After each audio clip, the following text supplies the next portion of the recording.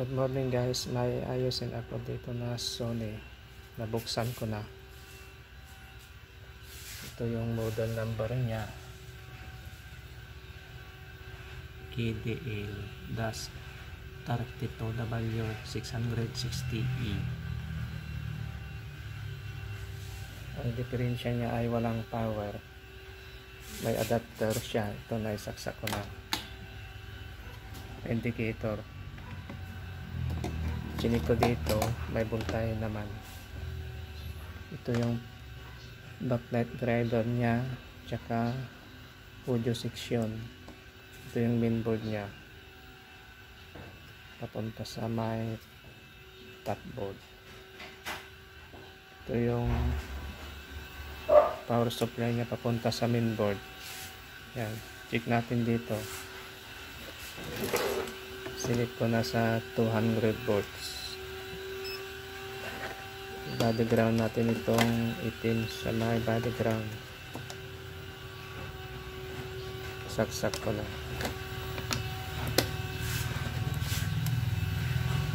Check natin dito sa may capacitor.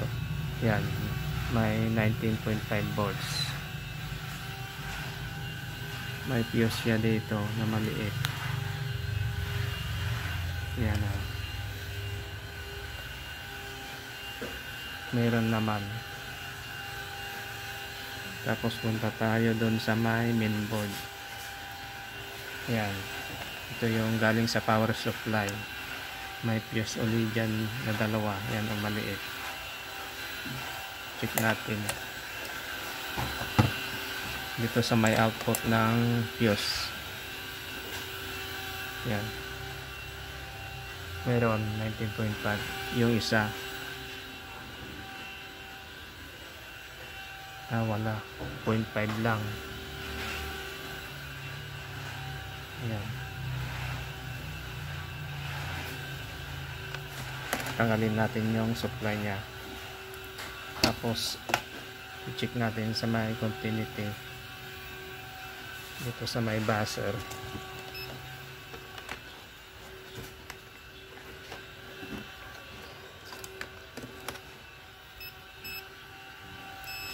Yan. Check natin tong isa.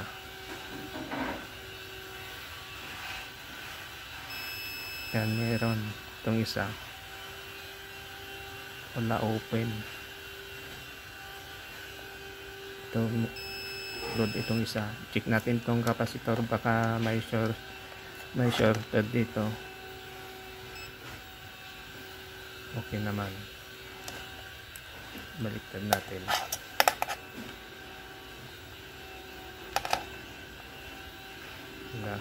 Ito yung positive nya. Yan.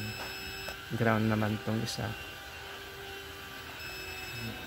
Wala, okay. Hanap muna ako ng ipapalit dito sa may fuse. Yung fuse na maliit.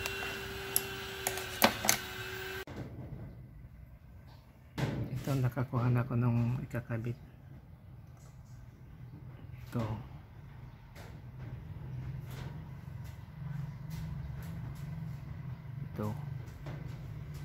Kabit na natin.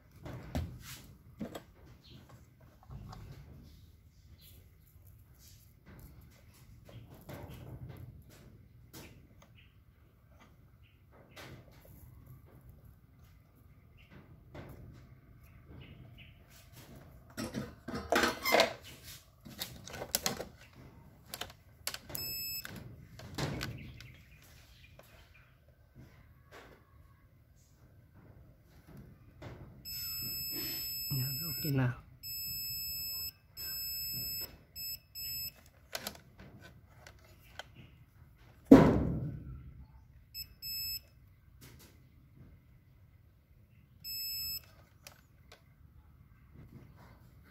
Testing na natin.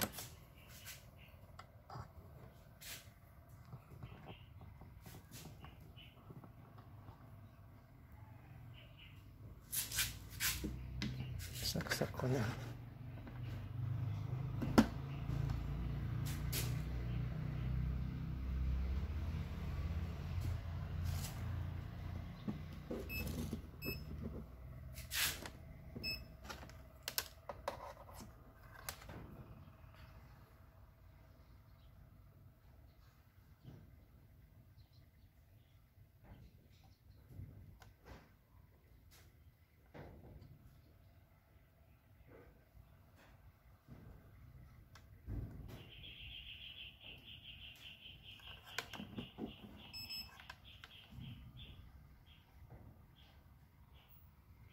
$19.5.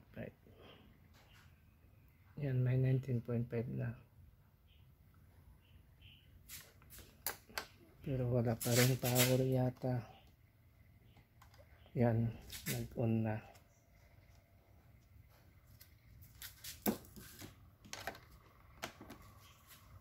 Tingnan natin.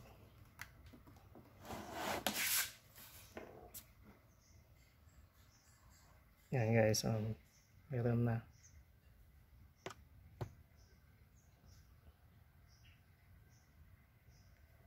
Okay guys, itakip ko muna para may testing natin.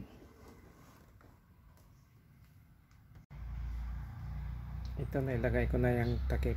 Testing na natin. Power on ko. Yan. Pwede na guys. Okay guys, hanggang dito na lamang ang aking video. Kung hindi ka pa nakapag-subscribe, pindutin mo na yung subscribe button. Saka huwag mong kalimutang i-like and share. At huwag mong kalimutang pindutin yung notification bell para updated ka sa mga bagong i-upload ko na mga video. Maraming salamat guys.